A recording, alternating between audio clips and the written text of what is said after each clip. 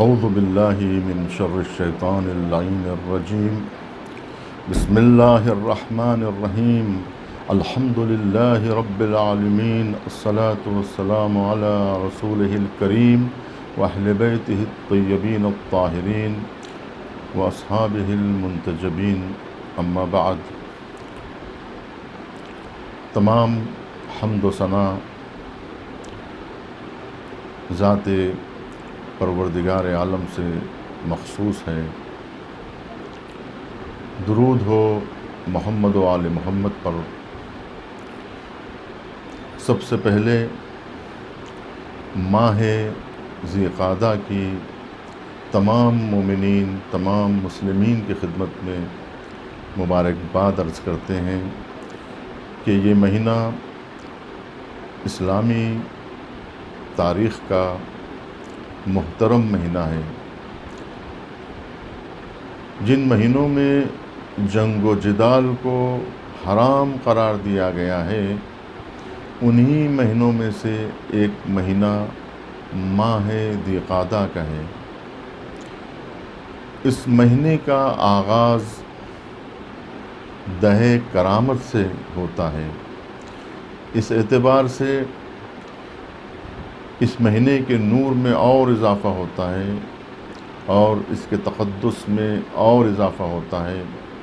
نہایت ہی متبرک اور محترم مہینہ بن جاتا ہے کہ اس مہینے کی پہلی تاریخ کو شہزادی فاطمہ معصومہ سلام اللہ علیہا کی ولادت ہے، اور اسی مہینے کی 11 تاریخ کو، 11 ذی قعدہ کو حضرت امام رضا علیہ السلام کی ولادت کی تاریخ ہے۔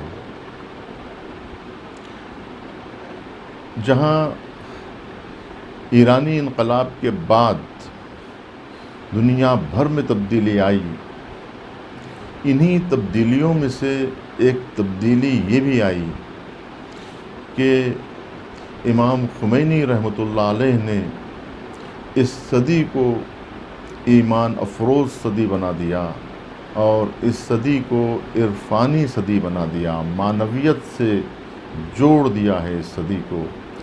چنانچہ اسلامی ایام کا احیاء ہوا ہے اسلامی انقلاب کے بعد۔ حضرت امام خمینی رحمۃ اللہ علیہ کے کارناموں میں ایک کارنامہ یہ بھی ہے کہ انہوں نے اسلامی تہذیب کا احیاء کیا ہے، اسلامی کلچر کا احیاء کیا ہے، اور لوگوں کو محترم مہینے یاد دلائے ہیں، لوگوں کو وہ ایام یاد دلائے ہیں جن ایام کو دنیا بھول چکی تھی۔ دنیا معنویت سے دور ہو چکی تھی، مادیت کے سیلاب میں بہہ رہی تھی، غرق ہو چکی تھی دنیا مادیت میں۔ امام خمینی رحمۃ اللہ علیہ نے اس مادی دنیا میں ڈوبے ہوئے افراد کو نکالا ہے، نجات دی ہے، اور انہیں آشنا کیا ہے معنویت سے، روحانیت سے، دین سے، ایمان سے، نزدیک کیا ہے قرآن سے، حدیث سے اور اسلامی تعلیمات سے۔ احیاء ہوا ہے شریعت کا، دین کا۔ دنیا واپس پلٹ کر آ رہی ہے، اور جو لوگ دین سے دور تھے وہ لوگ دین سے قریب ہونے لگے ہیں۔ دعائے کمیل، دعائے ندبہ اور وہ تمام ادعیاء جسے دنیا بھول چکی تھی، امام خمینی کے اس انقلاب نے دوبارہ اس کا احیاء کیا ہے۔ آج اس کی معنویت دیکھنا ہے، یہ رونقیں دیکھنا ہے، تو آپ کو ایران کی سرزمین پر آپ وہ رونقیں دیکھ سکتے ہیں۔ ائمہ علیہم السلام میں ایک امام ایسے ہیں جن کا روضہ ایران کی سرزمین پر ہے، خراسان کی سرزمین پر جس جگہ آپ کا روضہ اطہر ہے، اس مقام کو مشہد کہا جاتا ہے۔ امام رضا علیہ السلام جن کی مزار سے، جن کے روضہ مقدس سے تمام ایرانی عوام کو حوصلہ ملتا ہے، ہمت ملتی ہے۔ یہ روضہ تمام دنیا کے انسانوں کے لیے ملجا ہے، ایک ایسا مقام ہے جہاں آ کر انسانوں کو سکون ملتا ہے، راحت ملتی ہے، اطمینان ملتا ہے، ایک سکون ملتا ہے۔ اور شہزادی فاطمہ معصومہ بنت امام موسیٰ کاظم علیہ السلام باب الحوائج کی دختر کریمہ اہل البیت قم مقدسہ میں مدفون ہیں۔ یہ بھائی اور بہن کا رشتہ بڑا عجیب ہے کہ آپ بھائی بہن میں بڑی محبت تھی۔ آپ کا بھائی بہن کے خونی رشتے کے ساتھ ساتھ آپ دونوں کے درمیان میں ایک روحانی رشتہ بھی تھا۔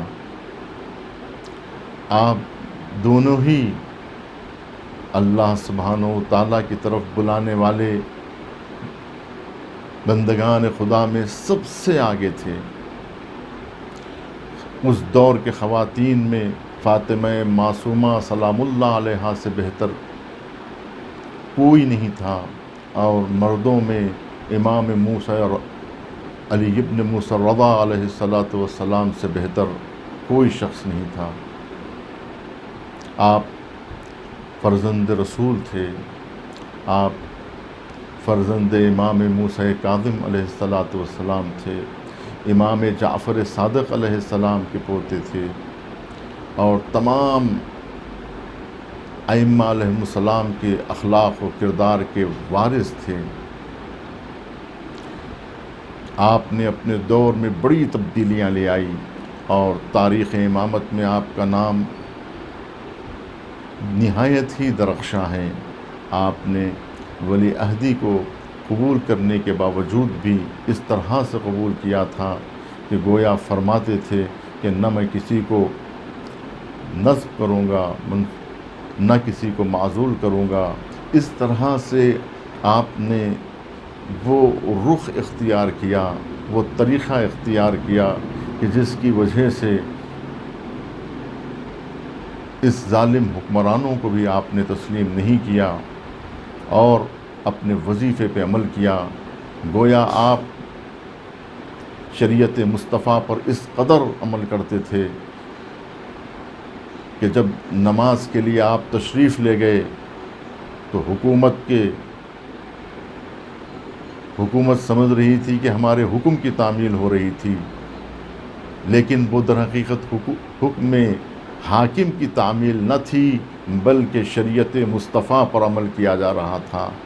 اس طرح سے حکم خدا پر عمل کیا گیا کہ پھر سیرت مصطفیٰ یاد آ گئی، صورت مصطفیٰ یاد آ گئی، لہجہ مصطفیٰ سنائی دینے لگا، اور کردار مصطفیٰ گویا زندہ ہو گیا۔ اس طرح سے آپ نے سنت رسول کا احیاء کیا اور سنت پیغمبر صلی اللہ علیہ وآلہ وسلم کو زندہ کیا۔ آپ کی ولادت 11 ذی القعدہ کو ہے، اور آپ کی بہن فاطمہ معصومہ سلام اللہ علیہا کی ولادت 1 ذی القعدہ کو ہے۔ امام خمینی رحمۃ اللہ علیہ کے اس انقلاب کی برکت یہ ہوئی کہ آج ایران کی سرزمین پر 1 تاریخ سے 11 تاریخ کو ملا کر دہے کرامت بنا دیا گیا، یعنی کریمہ اہل البیت فاطمہ معصومہ اور کریم اہل بیت امام علی ابن موسیٰ رضا علیہ السلام، ان 2 کی ولادتوں کو جوڑ کر عشرہ بنا دیا گیا۔ یہ جن عشرے میں آیات عید منائی جاتی ہیں اور محفلیں منعقد کی جاتی ہیں،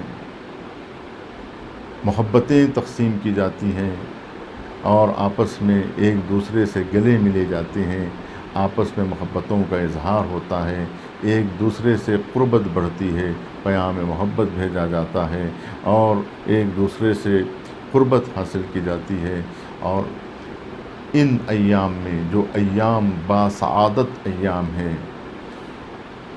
آج شہزادی فاطمہ معصومہ کی ولادت کی تاریخ ہے۔ گویا شہزادی فاطمہ معصومہ جن کا روضہ اقدس قم کی سرزمین پر ہے، اور آپ کی زیارت کے لیے ائمہ معصومین کا ارشاد ہے۔ امام جواد علیہ السلام فرماتے ہیں جو میری پھوپھی کی زیارت کرنے کا شرف حاصل کرے گا قم کی سرزمین پر، گویا اسے امام حسین علیہ السلام کی زیارت کا ثواب ملے گا۔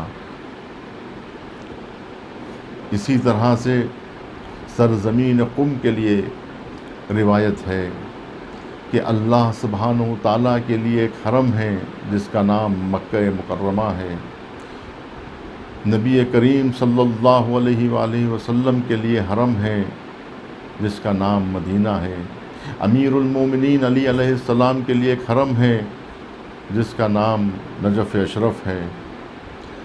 ائمہ علیہم السلام نے فرمایا کہ ہم اہل بیت کے لیے ایک حرم ہے جس کا نام قم مقدسہ ہے۔ قم عش آل محمد ہے، آشیانِ آل محمد ہے۔ یہاں تمام ائمہ علیہم السلام اپنا ٹھکانہ، اپنا مقام تصور کرتے ہیں، اس سرزمین کو اپنی سرزمین کہتے ہیں۔ ہم تمام مومنین کی خدمت میں پھر ایک مرتبہ دہ کرامت کی مبارکباد عرض کرتے ہیں کہ دہ کرامت کو زندہ رکھنے سے اسلام کی تعلیمات زندہ ہوں گی اور اہل البیت علیہم السلام کی سیرت زندہ ہوگی۔ یہی نہیں بلکہ ہماری زندگیوں میں اس سیرت کے اثرات مرتب ہوں گے اور ہمارا معاشرہ ایک نورانی معاشرے میں تبدیل ہو جائے گا، جو ہدف تھا اہل البیت علیہم السلام اور انبیاء کرام کی آمد کا، کہ معاشرے کو ایک نورانی معاشرہ بنایا جائے۔ والسلام علیکم ورحمۃ اللہ وبرکاتہ، وآخر دعوانا الحمد للہ رب العالمین۔